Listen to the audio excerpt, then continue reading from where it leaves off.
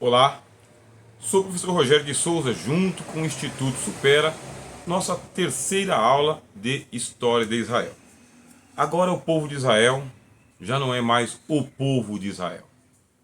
Vão ser tratados agora como os judeus. E por quê? Porque com o cativeiro babilônico, a única tribo que sobrou, que restou com a sua identidade, foi a tribo de Judá, com todos os cativos de Judá.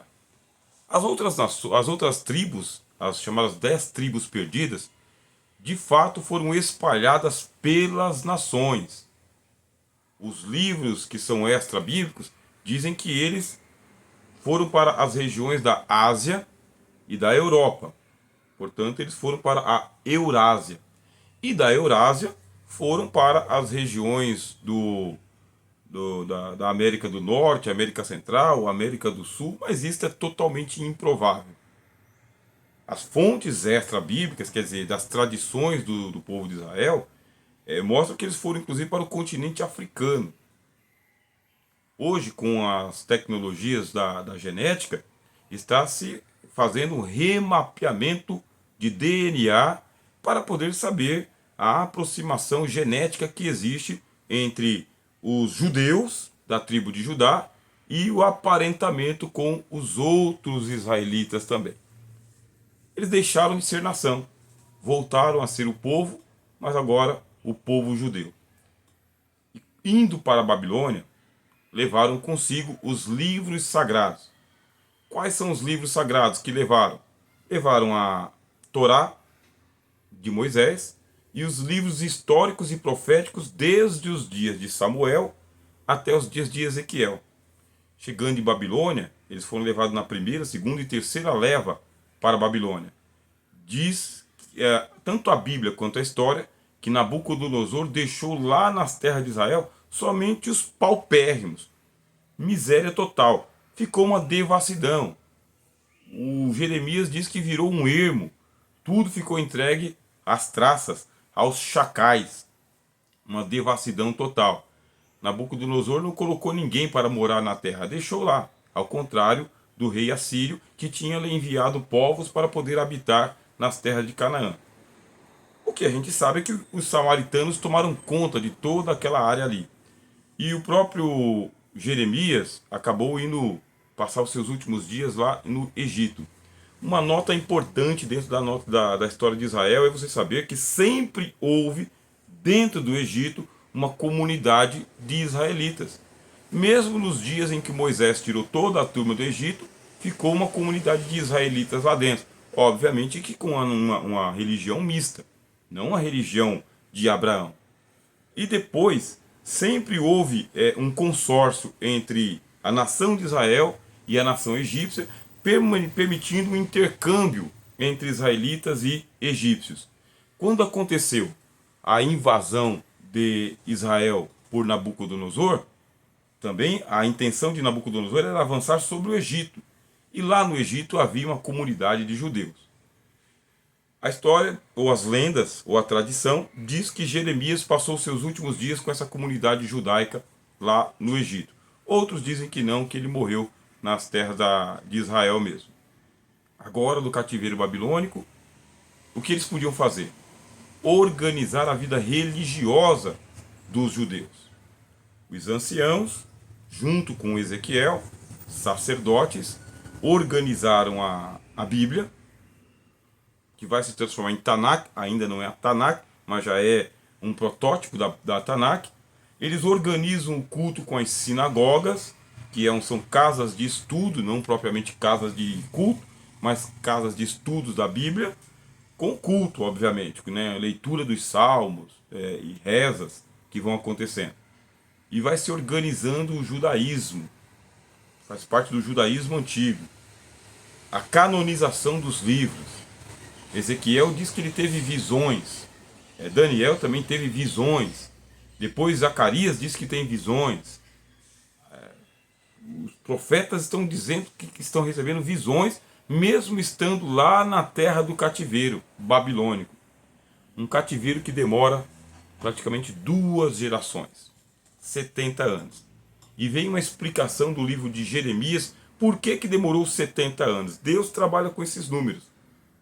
É porque dos dias em que Moisés entrou na terra de Canaã até os dias do cativeiro, foi contabilizado lá na contabilidade dos céus 490 anos.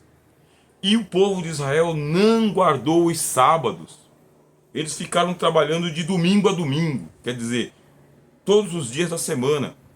Quem guardava um ou outro dia de descanso eram os mais piedosos, os mais religiosos, os mais conscientes. Mas o povo, a nação, não guardou os sábados. E na contabilidade de Deus, Deus falou: há 490 anos vocês estão me devendo 70 sábados, 70 anos sabáticos. Por isso, a Bíblia diz, aí é teologia bíblica, a terra descansou por 70 anos. Estavam lá no cativeiro babilônico. A religião judaica está se estabelecendo, é o judaísmo, em torno do sacerdócio. O sacerdócio, da leitura da Bíblia, do culto a Jeová. Mas não tinha o templo, não haviam os sacrifícios. Por isso, as sinagogas foram se organizando e a Bíblia foi se organizando. Ao final dos 70 anos, a Babilônia se enfraqueceu, a Pérsia, que é o atual Irã, venceu Babilônia e deu liberdade, alforria para os judeus voltarem para a terra de Israel e reconstruírem o templo e a cidade. Quando chegaram ali com Esdras, os samaritanos estavam na terra, não deixaram que a obra prosseguisse. O que fez Esdras? Organizou a grande sinagoga. Nesta grande sinagoga, ele estabeleceu o Sinédrio. Sinédrio com um conselho de 72 anciãos para poder continuar essa linha mística desde os dias de Moisés. O Talmud diz que o Sinédrio já existia desde os dias de Moisés. Era o conselho dos anciãos de Israel, dos antigos. Jesus chama de ouvisse que foi dito aos antigos. O Sinédrio é um tribunal civil, religioso, político e militar de Israel. Mas ainda eles não podem se estabelecer como nação, porque estão debaixo do domínio dos persas. Demoram mais de 2 décadas até que Neemias é levantado por Deus para vir para as terras de Israel, reconstruir os muros da cidade em menos de 2 meses, dar proteção para que agora o templo seja reerguido. Mas o povo de Israel, que veio de lá do cativeiro babilônico, quando eles chegaram na terra de Israel, estava tudo uma ruína. E eles começaram a se preocupar com o seu pedaço de terra, a sua agricultura, a sua pecuária. Deus levantou o profeta Ageu e falou: e aí, turma, os muros estão reconstruídos e a casa não está pronta. Nós temos que reconstruir a casa. Aí, tendo Ageu, Zacarias, começa-se aquela mobilização. Aí você tem Josué, o sumo sacerdote, você tem Zorobabel. Essa turma começa a colocar a mão na obra e o templo é reconstruído. Mas comparado com o megatemplo que era o templo de Salomão, a casinha que tinham feito para Deus era muito pequena. Era muito pequena, era feita de madeira revestida, não tinha aquela opulência do templo de Salomão. E por isso houve um desprezo pelo culto. Esse desprezo foi denunciado pelo profeta Malaquias. As pessoas levavam o que queriam, do jeito que queriam. E Malaquias repreendeu a todos. Por quê? Porque mesmo que a casa fosse humilde, o santuário pertencia a Deus. Esse é o movimento que você deve fazer na leitura dos profetas menores naquela ocasião, e do profeta maior Ezequiel e do profeta maior Daniel. Também do profeta Jeremias e, antes do cativeiro, o profeta Isaías. Junto com alguns salmos, junto com alguns provérbios. Chegou o encerramento do cânon. A esperança era o messianismo. As sinagogas se estabeleceram, começaram a ensinar. A grande sinagoga vai se transformar no Sinédrio, que julgou Jesus, os apóstolos, o apóstolo Paulo. Ganha um poder político gigantesco. reorganiza a vida civil de todos os israelitas, que começam a se proliferar, mas em convívio com os samaritanos, em convívio com os povos da terra. Muitos vão migrar para a Galileia, chamada de Galileia dos Gentios. Depois surge o Império Greco-Macedônico de Alexandre Magno, que venceu a Pérsia e que, com a morte de Alexandre Magno, dividiu a Palestina entre, não somente a Palestina, dividiu o Império Greco-Macedônico entre os 4 generais de Alexandre, sendo que ficaram os Ptolomeus, com aquela parte do Egito, e os Seleucidas, com esta parte de Canaã. Os judeus, judeu mesmo, os judeus estão sob a opressão dos Seleucidas. Os judeus estão sob a opressão do ponto de vista do judaísmo. Por quê? Porque Antíoco Epifânio, de cultura helênica, ele achou um escândalo aquele templo dos judeus tão insignificante, com aquele culto monoteísta, e ele mesmo fez a invasão das terras de Israel, fez a profanação do santuário, sacrificou animais impuros sobre o altar, matou os sacerdotes e estabeleceu um antimessianismo gigantesco. Você agora tem que usar a Bíblia católica para facilitar a sua leitura. Você vai ler o livro de 1º e 2º Macabeus, porque os irmãos Macabeus se uniram, montaram um exército, se levantaram contra Antíoco Epifânio e conseguiram fazer uma libertação parcial das terras de Israel. Provisória. Nós estamos no período chamado de período interbíblico, porque é o período entre Malaquias e João Batista. 400 anos de silêncio. 400 anos em que Deus não levantou o profeta. Era a organização da sinagoga, organização da Bíblia, organização da sociedade, sem a palavra dos profetas. Os israelitas, muitos migraram para o Egito. Nada de ficar em guerras aqui contra Antíoco Epifânio, porque essa é a realidade. Existem pessoas que têm aquele cunho nacionalista. A terra prometida a Abraão nos pertence. Então eles são nacionalistas, são guerreiros ou guerrilheiros. Outros da estirpe dos judeus, esses são universalistas. Eles querem se aplicar à literatura, às artes e ao comércio e à boa vida. Longe das guerras, fazem acordo com as nações. Muitos ficaram lá no cativeiro, outros vieram para Israel e outros migraram para o Egito, comunidades judaicas espalhadas pelo mundo inteiro. Durante esse período chamado de período interbíblico, a Bíblia foi traduzida do hebraico antigo para o grego moderno. Surgiu a Septuaginta, a versão dos 70, uma tradução perfeita e belíssima do texto hebraico. Hoje, a Septuaginta é a Bíblia proibida para o judaísmo. É a Bíblia rechaçada. Bíblia que é Bíblia em hebraico. E as traduções? Os rabinos não deixam por menos.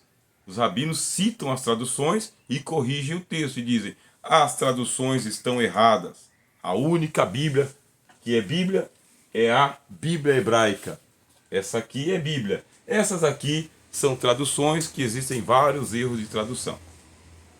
Surgiu a Septuaginta.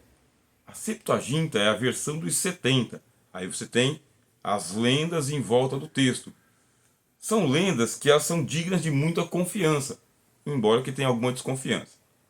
Diz a tradição que 70 sábios espalhados nos pontos mais diversos do Egito, de Alexandria, fizeram cópias idênticas da Bíblia, sem conversarem uns com os outros. E quando os textos foram comparados entre si e comparado com a Bíblia hebraica que havia, não havia erros de tradução.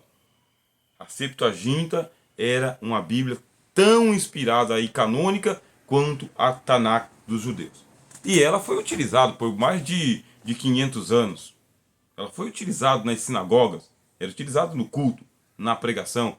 É a Bíblia que Jesus e os apóstolos usaram. Guerras políticas, libertação, cultura judaica, período interbíblico, surge o Império Romano. O Império Romano, ele veio como a quarta criatura lá das visões que Daniel teve. Você lembra, né? Só você ler o livro do profeta Daniel. Ele viu 4 animais e o quarto animal era uma fera.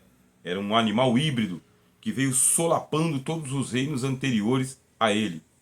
E realmente o Império Romano é o império de 1000 anos, contando o Império do Oriente e do Ocidente. Surge lá nas margens do Reno e varre o mundo inteiro. Um império europeu.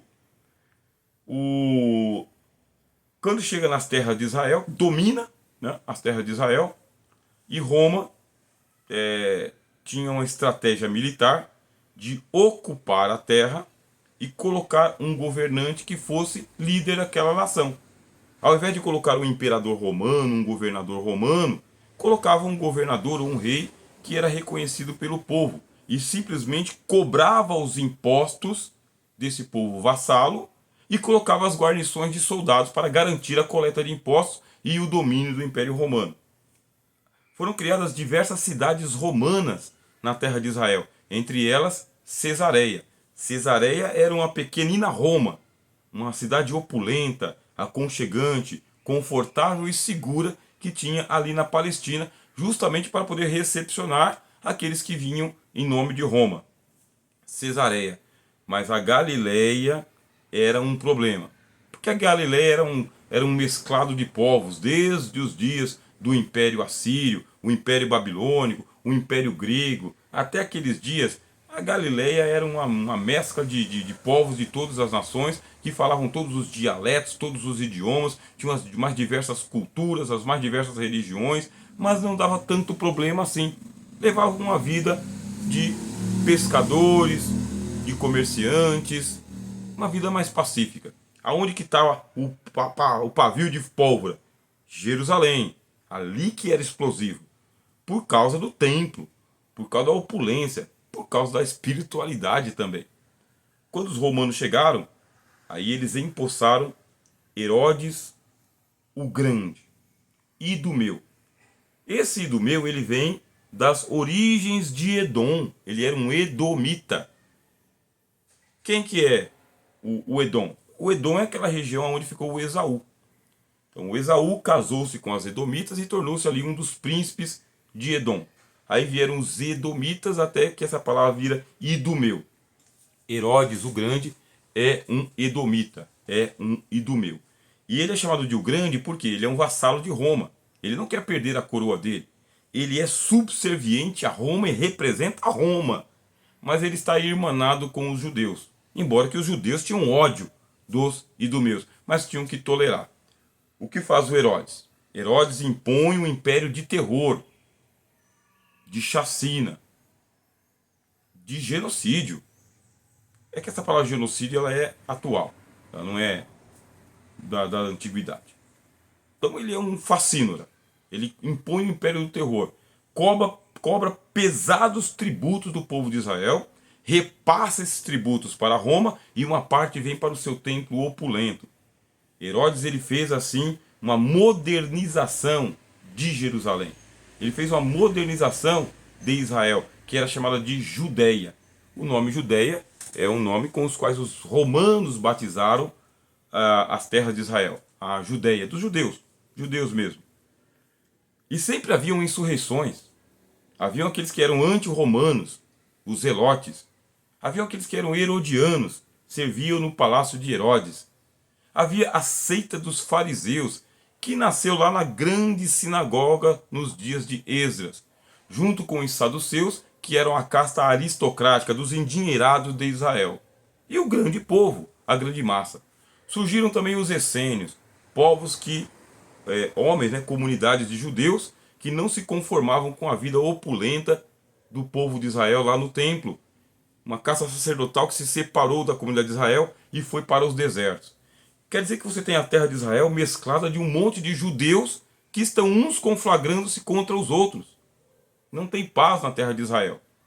Existe um império do terror. Herodes promoveu a modernização da Judéia, da Galileia e também daquelas partes perto do Mar Morto. Aqueduto, pavimentação das ruas, guarnição de soldados, cobrança de impostos e a construção do templo de Herodes. Aí é só você pegar, tem o templo de Salomão, o templo dos dias de Esdras e o templo de Herodes. Esse templo de Herodes, ele era magnífico e diz inclusive que ele era muito mais arquitetônico, mais vistoso e maior do que o templo de Salomão. Tinha outro tipo de tecnologia. É desse templo que Jesus falou: não ficará aqui pedra sobre pedra que não seja derribado. Mas e o templo dos dias de Ageu, e Zacarias e Malaquias? Era uma casinha feita de madeira. Foi desfeita. Algumas lendas dizem que esse templo ele foi construído, ele ficou dentro do templo maior de Herodes. Aí, a arqueologia fala que existe inclusive um templo subterrâneo ao templo de Herodes. Mas quando você vai para a história de Israel, povo de Israel, história judaica, além das lendas, dos mitos, tem muita coisa que é oculta mesmo. Não sabemos, não temos acesso. Por exemplo, e a Arca Perdida? Para onde foi? Os arqueólogos descobrem de que abaixo do Monte Sinai, do Monte Sião, daquela cordilheira do Moriá, existem passagens subterrâneas que levam para fora da cidade de Jerusalém, rumo ao Egito. Túneis.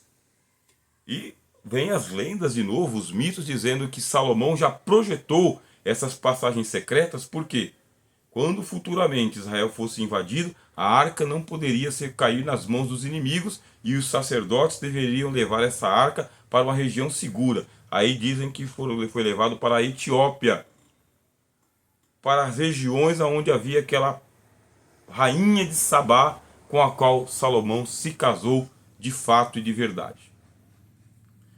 Não temos acesso à veracidade dos fatos. Temos as hipóteses e essas lendas. O que temos agora aqui é de que Roma está tomando conta das terras de Israel. A grande sinagoga se transformou em sinédrio. O templo de Herodes está mandando na vida econômica e política. Existem conchavos entre as sociedades e Herodes está impondo o império do terror. Foi nesses dias de Herodes que nasceu a pessoa de nosso Senhor Jesus Cristo e também a pessoa de João Batista. Quem é João Batista? É o Elias que havia de vir. É a voz do que clama no deserto. É o último dos profetas do Velho Testamento. E a pregação de João Batista dentro da história de Israel, ela é recebida como a pregação do fim do mundo. É o profeta que está convertendo Israel para um novo caminho. Arrependei-vos porque é chegado o reino de Deus. E começam os povos a vir. A Bíblia diz que toda a região circunvizinha ao Jordão vinha ter com João. Castas sacerdotais vinham, os fariseus vinham, os saduceus vinham, ouviam a pregação de João. E ele está lá anunciado no profeta Malaquias. Mas os zelotes, que eram aquele partido de libertadores de Israel, eles fizeram várias insurreições contra Roma. E Roma impôs a espada sangrenta contra os zelotes. Os herodianos, com a morte de Herodes o Grande, o reino ficou dividido entre os 4 filhos de Herodes. E os herodianos eles eram odiados pelos judeus. Por quê? Os herodianos eram responsáveis em estabelecer os publicanos, funcionários públicos que ficavam nas alfândegas recebendo os impostos. E esses impostos eles eram pagos em moeda romana. Tinha que se converter a moeda hebraica para a moeda romana. E havia um intercâmbio. Nesse intercâmbio, na troca de uma moeda dos judeus para a moeda do império, eles perdiam dinheiro. Quer dizer que a pobreza se espalhava, a opressão se espalhava e as pregações nas sinagogas eram aquelas pregações messiânicas, tempos messiânicos. A história diz que se levantaram vários messias, vários, para poder prometer salvação para Israel. A Bíblia já estava traduzida para o grego. Os fariseus faziam a pregação da Tanakh, dos profetas, e o povo suspirava por libertação. Diz a Bíblia em o Novo Testamento, história de Israel. Diz a Bíblia no Novo Testamento que um anjo veio e anunciou o nascimento de João para Zacarias dentro do templo que foi construído por Herodes e que tinha ali a casta sacerdotal de Anás e Caifás, uma espécie de califado, né, do sacerdócio. A corrupção dentro do templo de Jerusalém era uma corrupção visceral. Os saduceus eram em maioria nas cadeiras do sinédrio, e como eles detinham o poder econômico, era a aristocracia de Israel, quem tem o dinheiro manda. Assim, eles tomavam conta das melhores categorias da religião judaica. E o povo, entregue a uma esperança messiânica, vez por outra se levantando um zelote aqui, um zelote acolá, e Roma tendo que viver com insurreições à torto e à direito, até que Pilatos é enviado para poder tomar conta como governador da Judéia. Os Herodes não estavam dando conta do povo de Israel. Anás e Caifás não estavam dando conta do povo de Israel. Surge Pilatos, um romano também sanguinário, sanguinolento, que começa uma chacina crucificando os judeus ao longo das estradas de peregrinação, porque os judeus tinham que peregrinar pelo menos 3 vezes ao ano para o templo de Jerusalém. E Pilatos, numa dessas ocasiões, mandou crucificar mais de 6.000 judeus para que nas peregrinações todos soubessem que quem chegou era Pilatos e que não haveria tolerância para insurreições. Culpados, inocentes, jovens, velhos, mulheres, não importava. Pilatos, a gente tem aquela visão mais de Novo Testamento, como sendo aquele que procurava deixar Jesus livre. O Pilatos da história, ele era outro fascínora, em nome de Roma. Terminamos aqui a nossa terceira palestra e nós vamos encaminhar agora para a quarta parte da história de Israel. Sou o professor Rogério de Souza, junto com o Instituto Supera, na sua disciplina de História de Israel.